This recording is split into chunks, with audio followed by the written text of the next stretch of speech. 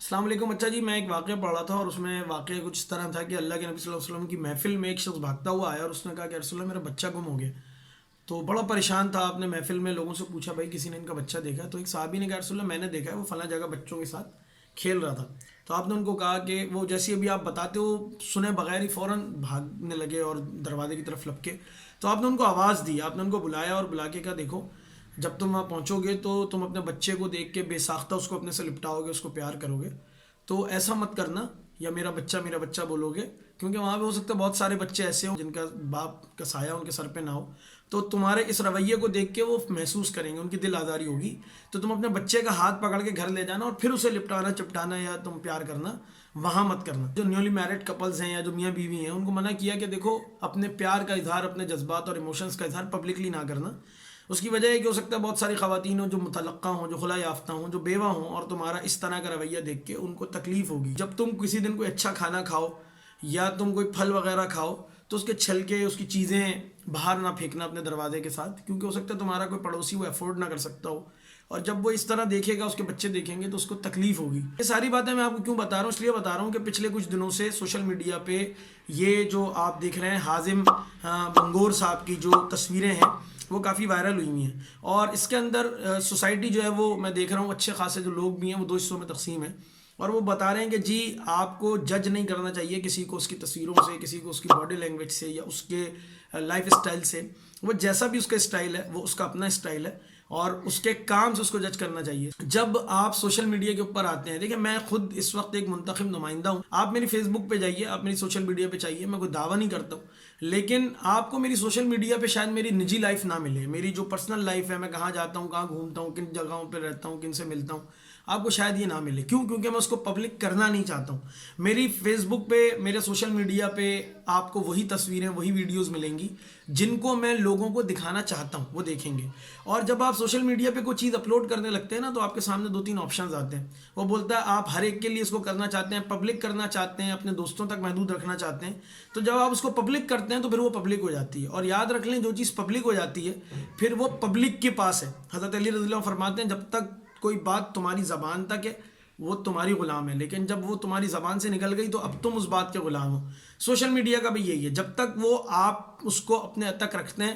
تو وہ آپ کی پرسنل لائف ہے، وہ آپ کی پرائیویٹ لائف ہے، لیکن جب آپ اس کو پبلک کر دیتے ہیں، آپ سوشل میڈیا پہ لے کر آ جاتے ہیں تو ایکچولی آپ اپنی لائف کو پبلک کر رہے ہیں، اور پھر اب پبلک کو اختیار ہے کہ اس کے اوپر جو دل چاہے کامنٹ کرے، جس طرح چاہے وہ بات کرے۔ اس کا کانسٹیٹیوشن ایک اہم کانسٹیٹیوشن ہے، اور اس کے اندر لکھا ہوا ہے، قرارداد مقاصد شامل ہے جس میں لکھا ہوا ہے کہ پاکستان کا کوئی شخص نہ صدر بن سکتا نہ وزیر اعظم بن سکتا ہے جب تک کہ وہ مسلمان نہ ہو۔ پھر مسلمان کی ڈیفینیشن بھی موجود ہے کہ جو اللہ تعالیٰ کو وحدہ لا شریک مانتا ہو اور نبی صلی اللہ علیہ وسلم کو خاتم النبیین مانتا ہو وہی مسلمان ہے۔ یعنی پتہ ہی چلا کہ کسی پبلک پوزیشن پہ کوئی بندہ اس وقت تک نہیں آ سکتا جب تک کہ وہ اس ایجنڈے کا تحفظ نہ کرتا ہو۔ وہ صاحب، مجھے حازم منگور صاحب سے کوئی پرسنل مسئلہ نہیں ہے، وہ جیسے بھی آدمی ہوں گے اچھے آدمی ہوں گے، لیکن اس وقت ایک پبلک پوزیشن کے اوپر موجود ہیں۔ ان کے جو تصاویر ہیں، ان کا جو ایجنڈا ہے، وہ ان کی کئی ساری انسٹاگرام کے اوپر ایسی پوسٹ موجود ہیں جس کے اندر وہ LGBT کو پروموٹ کر رہے ہیں، وہ اس ایجنڈے کے داعی ہیں، اور وہ ہر جگہ اس کو بتا رہے ہیں، اپنے ہر اینگل سے بتا رہے ہیں کہ جی میں اس ایجنڈے کو پروموٹ کرتا ہوں۔ اس وقت ٹرانسجینڈر بل کو لے کے ایک ٹھیک ٹھاک ڈیبیٹ اور سب ایک ماحول جو ہے وہ ملک کے اندر چل رہا ہے، اور جس کے اندر یہ بات ہو رہی ہے کہ یار یہ جوائے لینڈ نامی ایک مووی کے اوپر پابندی لگ چکی ہے، اس کے اوپر ایک ڈیبیٹ ہے ملک کے اندر، ایک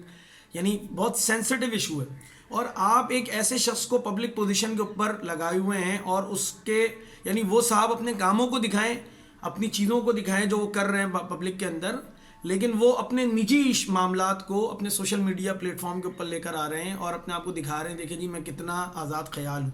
اچھا، اگر وہ واقعتاً ایک انٹر سیکس ہوتے یا مخنث ہوتے یا ایک تھرڈ پارٹی ہوتے کہ ان کی تو باقاعدہ نشستیں موجود ہیں، ان کو تو ساری چیزیں سہولت موجود ہیں، اس وقت ہر جگہ پہ ان کی ایک مخصوص نشست بھی موجود ہے، تو مسئلہ ہی نہیں تھا، لیکن وہ ایک مرد ہے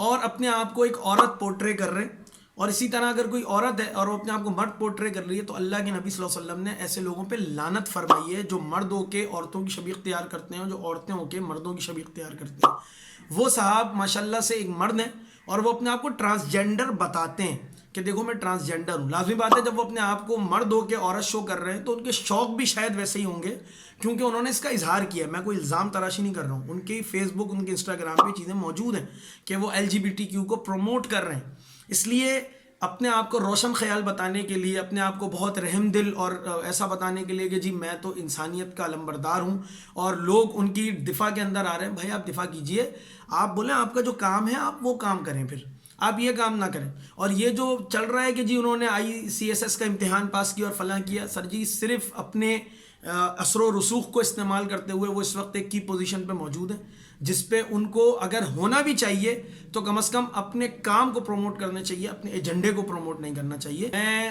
اس بات کے اوپر بالکل فرملی بلیو کرتا ہوں اور میں شور ہوں اس کے اوپر کہ اگر کوئی بندہ اس طرح کا کام کر رہا ہے تو اس کو اس سے اوائڈ کرنا چاہیے. پبلک کے اندر ایک ریئیکشن ہوگا, ملک میں ایک ریئیکشن آلریڈی پیدا ہو چکا ہے اور اس ایجنڈے کو پروموٹ کرنے کے نتیجے میں نقصان ہوگا. جن میرے دوستوں کو